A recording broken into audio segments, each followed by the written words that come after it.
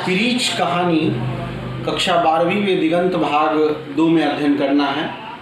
आज हम लोग एक ऐसे कथाकार की कहानी का अध्ययन कर रहे हैं जो अपने समय, अपने देश, दुनिया, समाज में फैले यथार्थ और समय के बीच की खाई को प्रदर्शित करता है। उदय प्रकाश एक बड़े कथाकार हैं। 80 के दशक में पहले इनकी पहचान एक कवि के रूप में होती है, फिर ये कथाकार के रूप में होते हैं। तिरीच एक ऐसी कहानी है जिसमें समय और यथार्थ के बीच की खाई कितनी बढ़ गई है। आधुनिक से हम अत्यधिक आधुनिक हो चुके हैं ऐसे समय में कि आधुनिकता की अंधी दौड़ में मनुष्यता, इंसानियत, आदमियत कितनी छोटी, कितनी बौनी, कितनी कमतर हो गई है। इस विषय को लेकर उदय प्रकाश बिल्कुल नए मिजाज, नए स्वाद, नए रंग की कहानी लिखते हैं। ये कथा केवल कथा नहीं है बल्कि एक विमर्श है जो यह बतलाता है कि आधुनिक समाज, देश, दुनिया में नए पीढ़ी, युवा पीढ़ी का अपने से बुजुर्गों के प्रति, अपने से वृद्धों के प्रति, अपनी अभिभावकों के प्रति क्या कर्तव्य होना चाहिए। ये कहानी प्रतीकों के माध्यम से आगे बढ़ती है और कहानी जहाँ पर कथ्य, भाषा, शिल्प तीनों को एक सिरे से अगर गौर से देखें तो ये पिछले 2 दशकों में, 3 दशकों में आई एक विशिष्ट कहानी है जिसमें तिरीच एक प्रतीक है वैसे जहरीले पशु का, जो केवल पशु ही नहीं है बल्कि कभी कभी प्रतीत होता है कि क्या मनुष्य भी तिरीच है। कथा बहुत सामान्य है, बहुत सरल है, बहुत आसान है। कहानी जहाँ से शुरू होती है, एक वृद्ध, एक बुजुर्ग, एक बूढ़ा व्यक्ति जो सरकारी नौकरी, सरकारी शिक्षक पदस्थापित हुआ करते थे और अब वो अवकाश प्राप्त कर लिए हैं, रिटायर्ड हो गए हैं और अपनी कचहरी के काम से शहर आए हैं और शहर आने के बाद उन्हें प्यास लगी है और वो जगह जगह पर पानी की तलाश कर रहे हैं। कथानक का जो सूत्र है वो यहीं से शुरू होता है और जिस तरह से वो तलाश कर रहे हैं और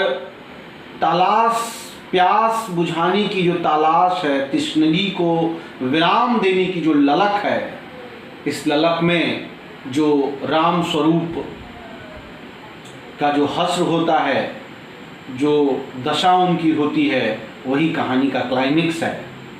कहानी अपने त्रासदी में जिस तरह से राम स्वरूप अवकाश प्राप्त शिक्षक को संभ्रांत एलीट क्लास के शहरवासी, अभिजात वर्ग के शहरवासी जिस तरह से उन्हें पीटते हैं, जिस तरह से उन्हें दंडित करते हैं, वो अपने आप में अलूम हर्षक है, दुख देता है, पीड़ा होती है। यह कहानी केवल इसी माध्यम से नहीं है कि पीड़ा होती है, बल्कि हम लोग देखेंगे कि तिरीच जो है वो स्वप्न में आता है उन्हें कि उन्हें किसी जंतु ने काट लिया, किसी जीव ने काट लिया, किसी सरीसृप वर्ग के प्राणी ने काट लिया है। और जब शहर वो आए हैं तो धीरे धीरे उसका जहर जो है वो पूरे शरीर में फैल रहा है और राम स्वरूप की याददाश्त कमज़ोर हो रही है। कुछ पाठ से कुछ दृश्य हम लोग पढ़ें तो देखते हैं, हम पिताजी पर गर्व करते थे, प्यार करते थे, उनसे डरते थे और उनके होने का एहसास ऐसा था जैसे हम किसी किले में रह रहे हों।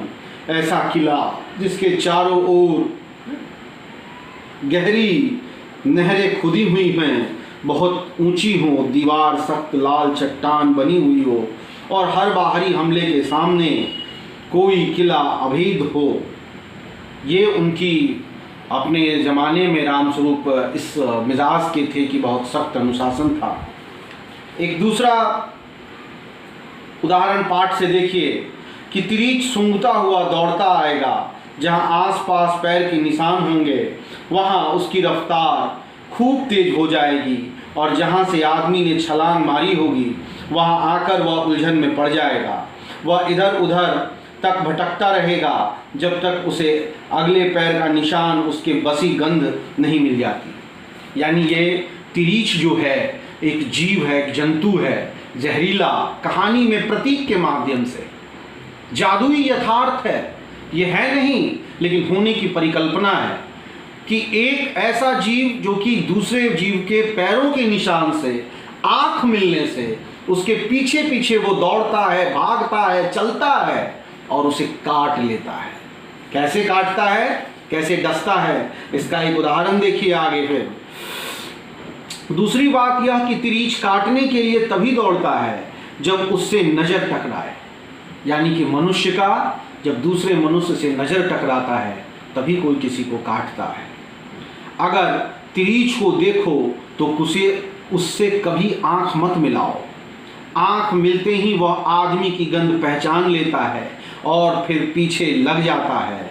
फिर तो आदमी चाहे पूरी पृथ्वी का चक्कर लगा ले, तिरीछ पीछे पीछे आता है। यह हिंसक होते मनुष्य की पराकाष्ठा की ओर लेखक उदय प्रकाश ने इशारा किया है कि जैसे ही हमारी नज़र किसी व्यक्ति से मिल जाती है तो आज का मनुष्य उसे जहर देने के लिए, उसे पकड़ने के लिए, उसे नोचने के लिए, उसे खाने के लिए, उसे पीड़ित करने के लिए, उसे दंडित करने के लिए उसके पीछे पीछे वो भागता है, और जब तक उसको नुकसान नहीं पहुंचा देता तब तक उसका पीछा करता रहता है। आगे का दृष्टांत देखिए। अगर दूसरे दृष्टांत को देखना चाहें तो देखिए, जो पिताजी ठीक से समझ नहीं सके होंगे और सिर्फ अपमानित, दुखी और परेशान होकर रह गए होंगे, शहर में ऐसा ही होता है। एक गांव का आदमी जब शहर आता है और पढ़े लिखे संभ्रांत लोगों से संपर्क में आता है, तब हम लोगों को अपने आप को मनुष्य कहने, इंसान कहने, आदमी कहने पर शर्म आती है, क्योंकि एक गांव का आदमी बहुत असभ्य प्रतीत होता है और एक शहर का आदमी सभ्य प्रतीत होता है। लेकिन सच्चाई ये है कि शहर के आदमी के अंदर से सभ्यता और संस्कृति नष्ट हो चुकी है, चूँकि वो गांव के भोलेपन, निश्चल इंसानी प्रेम को महत्व नहीं देता है, और इस खाई को पाटने में वह व्यक्ति हिंसक हो जाता है। और गांव से आए एक अवकाश प्राप्त शिक्षक की जो दशा होती है वही कहानी का मर्म है। इस उदाहरण को और एक दूसरा उदाहरण भी हम लोग पाठ से देखते हैं। एक दूसरा उदाहरण देखिए। दरअसल वे गालियां नहीं बक रहे थे। पिताजी जो गांव से चलकर शहर आए हैं, लेखक कह रहे हैं कि वो गालियां नहीं बक रहे थे, बल्कि बार बार कह रहे थे, मैं Ram Swarath Prasad, ex school headmaster and village head of ग्राम बकेली, कवि पत्रकार धर्मपाल याल साहब के दुख जाहिर किया। दरअसल उसी समय वे अमेरिकी दूतावास की किसी खास पार्टी में संगीत सुनने दिल्ली जा रहे थे, इसलिए जल्दबाजी में वे चले गए। मुझे उस आदमी पर बहुत तरस आया। मैंने लड़कों को डांटा भी, लेकिन 2-2, 3-3 लड़कों ने कहा यह आदमी राम रतन सराफ की बीवी और साली पर हमला करने वाला था। यानी एक शिक्षक जो अपना परिचय दे रहा है, राम स्वारथ प्रसाद अपने विषय में बता रहा है, शहर के लोग उसे स्त्री पर हमला करने वाला व्यक्ति समझ रहे हैं, जबकि वो अपनी प्यास बुझाने के लिए पानी मांग रहा है। और शहर के लोगों से नज़र मिलते ही राम स्वारथ प्रसाद को खोज कर बुरी तरह पीटते हैं। एक अगले दृष्टांत में हम लोग देखेंगे। अगला दृष्टांत देखिए। मेरे को क्या मालूम था कि यह आदमी सीधा साधा इज्जतदार साख रसूख का इंसान है, और नसीब के फेर में इसकी ये हालत हुई है। किसकी हालत? राम स्वारथ प्रसाद की यह हालत हुई है। वैसे ढाबे में कप प्लेट धोने वाले नौकर हरि का कहना था कि बीच बीच में पिताजी भीड़ को अंड बंड गालियां दे देकर ढेले मारने लगते थे। पिताजी गालियां नहीं दे रहे थे, पिताजी ये बता रहे थे कि वो कौन है। एक्स स्कूल हेड मास्टर ग्राम बकेली बोल रहे थे, लेकिन शहर के सभ्य जनता उन्हें समझती है कि वो गालियां बक रहे थे और अंड भंड बक रहे थे।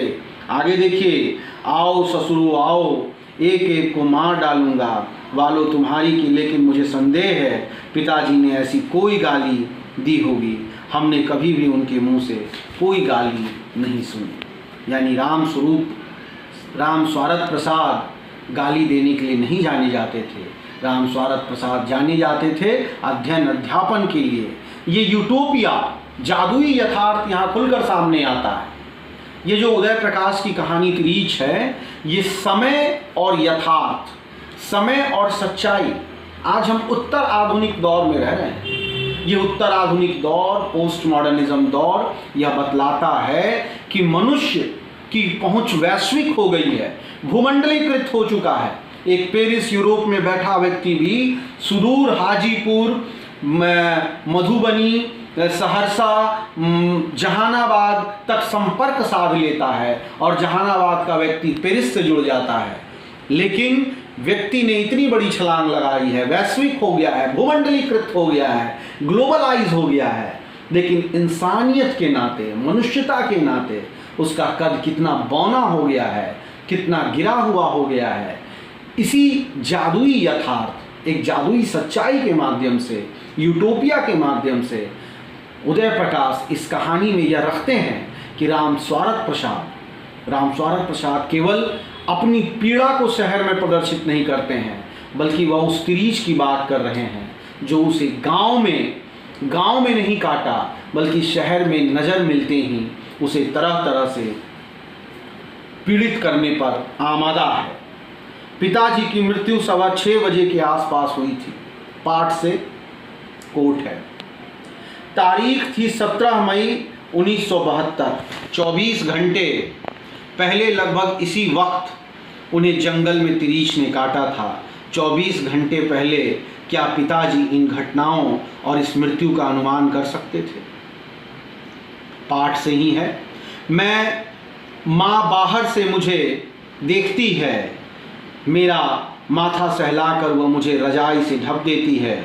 मैं वहाँ अकेला छोड़ दिया जाता हूँ, अपनी मृत्यु से बचने की कोशिश में जूझता, बेदम होता, रोता, चीखता और भागता। माँ कहती है मुझे अभी भी नींद में बड़बड़ाने और चीखने की आदत है, लेकिन मैं पूछना चाहता हूँ कि यही सवाल मुझे हमेशा परेशान करता है, मुझे आखिर अब तिरीच का सपना क्यों नहीं आता? अंततः उदय प्रकाश अपने माध्यम से, नायक के माध्यम से, जिनके पिता का देहांत हो चुका है, शहरवासियों के पीटने से वो प्रश्न करते हैं कि अब मुझे तिरीच का सपना क्यों नहीं आता है।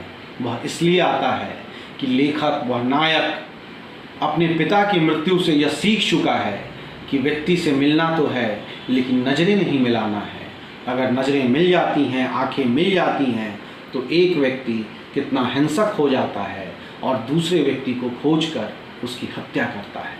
तो उदय प्रकाश एक बड़े कवि, एक बड़े लेखक, उनकी कहानी तिरीच जादुई यथार्थ को अपने में समेटे हुए यूटोपिया के माध्यम से, जादुई यथार्थ के माध्यम से, कहानी के माध्यम से सामयिक स्थितियों पर केवल हिंसक होते देश दुनिया की खबर नहीं लेते हैं, बल्कि गिरते मनुष्यता की भी बेजोड़ ढंग से खबर लेते हैं। मैं कुल मिलाकर यह कहना चाहूँगा कि तिरीच कहानी के पाठ से जब आप गुजरेंगे तो केवल तिरीच को केवल एक जहरीले पशु के रूप में नहीं देखेंगे, बल्कि इंसान में निहित तिरीच के रूप में, इंसान में ही समाहित तिरीच को ढूंढने का प्रयास करेंगे। धन्यवाद।